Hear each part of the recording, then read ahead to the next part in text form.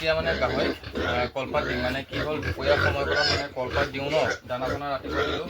এই দুপৰীয়া সময়ত কলপাত দিম একদম পূৰা কলপাত ভৰাই লৈ আহিম কলপাত কাটি কাটি দিম কলপাতটো খাই ভাল পায় আৰু একে বুঢ়াটো নহয় অলপ কোমলীয়াটো দিব লাগে আৰু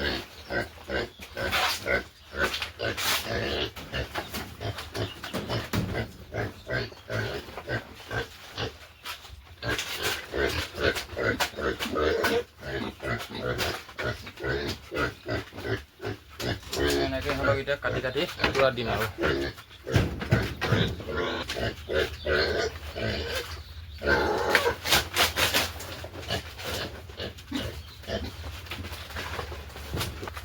মানে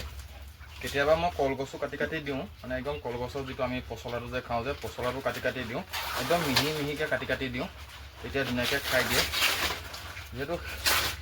সকলো বস্তু সিজোৱা দানাৰ ওপৰতে নিৰ্ভৰ কৰি থাকিব নোৱাৰিব কিনা দানাৰ ওপৰত এনেকৈ কেতিয়াবা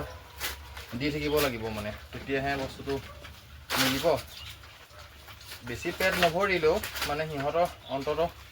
অলপ সময়ৰ কাৰণে হ'লেও মানে কিবা এটা হ'লেও সকাহ পোৱা যায়